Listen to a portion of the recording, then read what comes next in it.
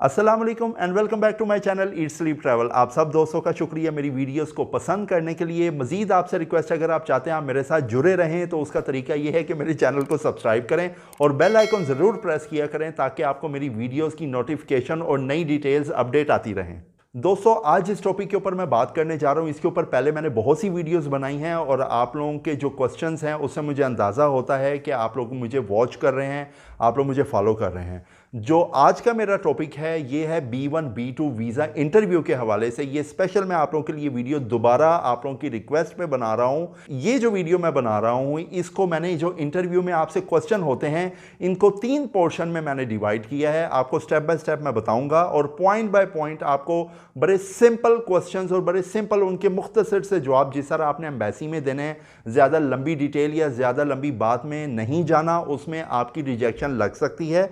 इसको मैंने आपको जैसे बताया 3 पोर्शन में मैंने डिवाइड किया है। नंबर 1 आ जाएगा आपका पर्पस, नंबर 2 आ जाएगा आपका इकोनॉमिक एंड सोशल टाई, उसके बाद जो नंबर 3 है वो इमिग्रेशन हिस्ट्री एंड एलिजिबिलिटी। दोस्तों, हमेशा की तरह मैं आपको बताता चलूं, जो आपका पहला सवाल है इमिग्रेशन B1 B2 इंटरव्यू का या कोई भी इंटरव्यू का, मेडिकल हो, F1 F2 हो, कोई भी H1 H2 हो, जो पहला सवाल वो आपसे पूछते हैं आपका पर्पस होता है। अच्छा, पर्पस में मैं आपको बताता चलूं, आपसे जो वो पहला सवाल करेंगे, what is your purpose of visiting United state.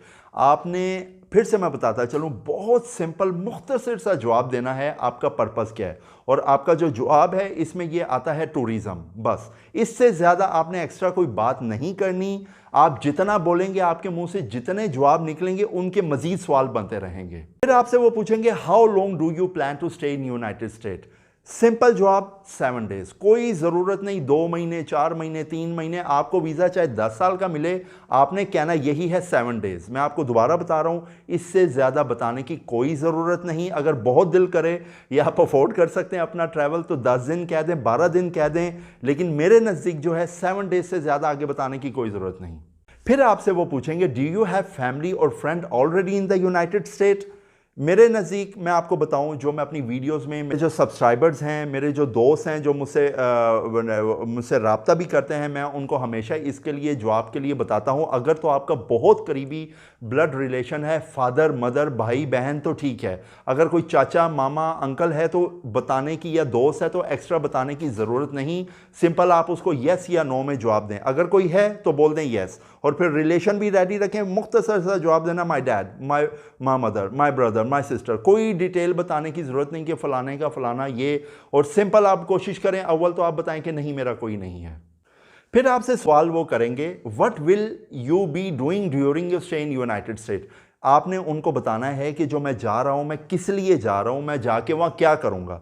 तो उसका सिंपल ये जवाब है कि मैं जो अट्रैक्शंस हैं अमेरिका की, आप खाली न्यूयॉर्क को ही ले लें तो वहाँ बहुत कुछ है। सेंट्रल पार्क है, स्टैच्यू ऑफ लिबर्टी है, उनकी टॉलेस्ट बिल्डिंग है, बहुत कुछ है करने को। तो आपने मुख्तसर सा जवाब देना है, मैं लाइक वो heard a lot about New York and we saw lot of movies. तो मेरी ये ख्वाहिश थी कि मैं अपनी आंखों से जाके ये स्पेसिफिक जो जगह हैं मैं बस देखूं। दोस्तों, अब जो पोर्शन जो मैं लेके आया हूं, पर्पस की हमने बात कर ली। जो अब मैं बात करने लगा हूं ये है economic and social ties to home country. ये जो पोर्शन है, जब आप इस स्टेप पे आ जाएं, जब समझें कि आपसे ये क्वेश्चन इसके स्टार्ट होने लगे हैं, या आपने अगर उसका जो काउंसलर है या जो आपसे इंटरव्यू ले रहा है उसको सेटिस्फाई करने में कामयाब हो गए, तो समझे कि आप 50% की जो एक सीढ़ी है वो क्रॉस कर चुके हैं।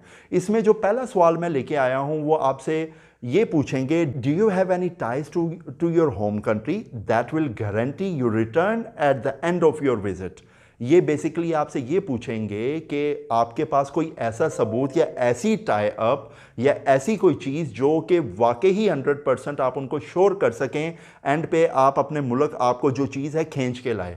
तो उसका बेहतरीन जवाब ये है, अगर आप सिंगल सोलो ट्रैवलर हैं, सिंपल बोलें, आप मैरिड हैं तो बोलें मेरी फैमिली है, अगर आप सिंगल हैं तो बोल दें मेरे पेरेंट्स हैं, और उसके अलावा आप ये भी उनको बताएं कि मेरी जो जॉब है या मेरा बिजनेस है वो इतना इंपॉर्टेंट है कि मैं उसको वाइंड अप या छोड़ के तो नहीं जा रहा, वो मुझे वापस आना है, अपनी जॉब पे मुझे आना है, जो मैं कारोबार कर रहा हूँ मेरा स्टाफ सब कुछ मुझे वापस आना है। तो बेसिकली यहाँ आपने उनको कन्विंस करना है कि आप जो जा रहे हैं सिर्फ घूमने फिरने ही जा रहे हैं और आप वापस ही आएंगे। मैं आपसे दूसरा सवाल ये करेंगे, who is paying for your trip? तो सिंपल आपका जवाब है, अगर आप खुद कर रहे हैं तो आप उनको बताएं I am paying for my trip, मेरे पास इतना बजट है, मेरे अकाउंट में इतना बैलेंस है कि मैं ये ट्रिप अफोर्ड कर सकता हूं। अगर तो आपके कोई पेरेंट्स या कोई आपको कंपनी या कोई कर रहा है, स्पॉन्सर कर रहा है, तो आप उसकी डिटेल्स अपने दिमाग में पहले से जवाब रेडी रखें कि फलाना बंदा या मेरे अब्बू ये मेरा कर रहे हैं। और अगर आप कहते हैं मेरे अब्बू कर रहे हैं, बैंक स्टेटमेंट उनकी हाथ में रखें, उनको फौरी दिखाना है। मैं हमेशा बताऊं वो आपसे कभी डॉक्यूमेंट नहीं मांगेंगे, आपने अपने आप खुद प्रेजेंट करने हैं। आपसे वो पूछेंगे who will be travelling with you? ये अगेन बहुत ज़रूरी सवाल है। अगर आप, मैं फिर से बताऊं, अगर सोलो ट्रैवल है सिंपल बोले I am going alone, simple, कोई लंबी बात या कोई कैसे करने की वो जा रहा है फलाना जा रहा है कोई करने की ज़रूरत नहीं, सिंपल बताएं आई एम गोइंग अलोन। अगर आप किसी के साथ जा रहे हैं, मियाँ बीवी आपकी फैमिली के साथ जा रहे हैं, बता दें मेरी मिसेस जा रही हैं। अगर कोई आपका भाई जा रहा है बता दें मेरा भाई जा रहा है। अगर तो सोलो हैं तो बहुत बेहतर होता है, ठीक है, आप सिंपल उसको बोलें आई एम गोइंग अलोन। अच्छा, इसमें एक और सवाल मैं ऐड करता चलूँ, जो ये पोर्शन है economic and social tie up में, आपसे ये भी सवाल हो सकता है, do you live with anyone here in the country, what their jobs and have they traveled to US before?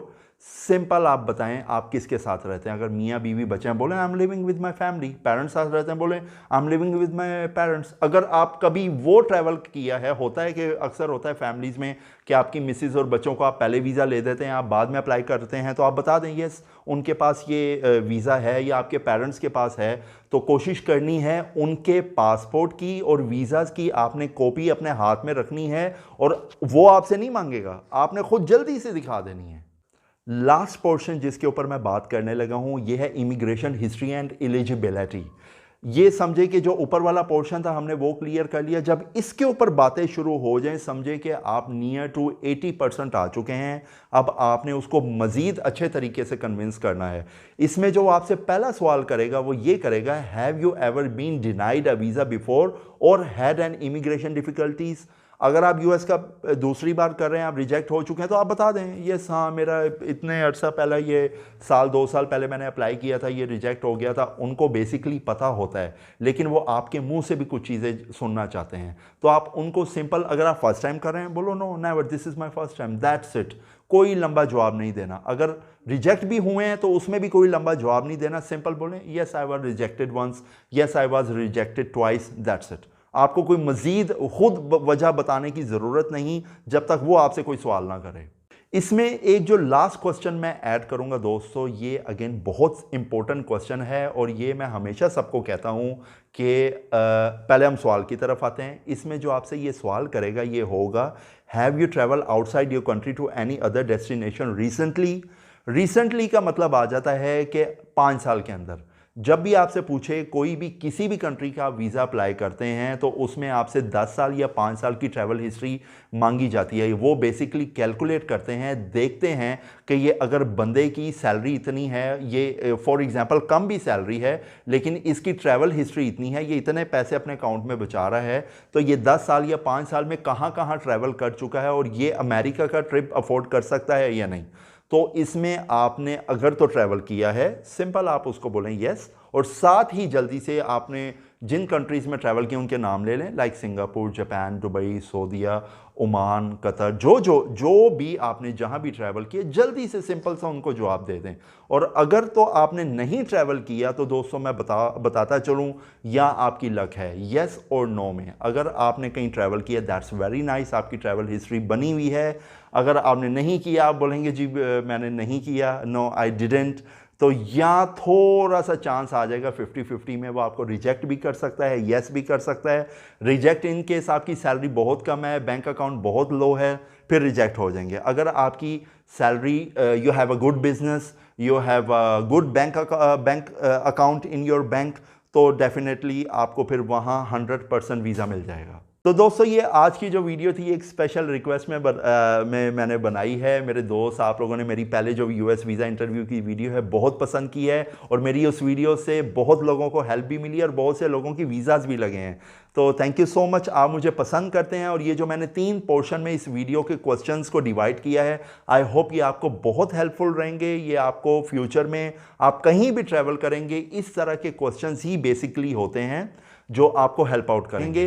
Ramzan की वजह से थोड़ा सा पॉज आ गया था, इंशाल्लाह अब हम कंटिन्यू है। जैसे मैंने आपको बताया मेरी एक सीरीज़ आ रही है, अभी ओपन नहीं करूंगा, रमज़ान के बाद इंशाल्लाह वो भी अनाउंस करूंगा। और एक मीटअप भी मैं रखूंगा, आप लोगों को बताऊंगा कहाँ कहाँ। इंशाल्लाह हम एक लाइव मीटिंग भी रखेंगे जहाँ मैं आप लोगों की क्वेश्चंस के आंसर फेस टू फेस भी दूंगा। तो थैंक यू, इंशाल्लाह हम दोबारा मिलेंगे एक नई वीडियो नए टॉपिक के साथ। तब तक के लिए अल्लाह हाफिज़।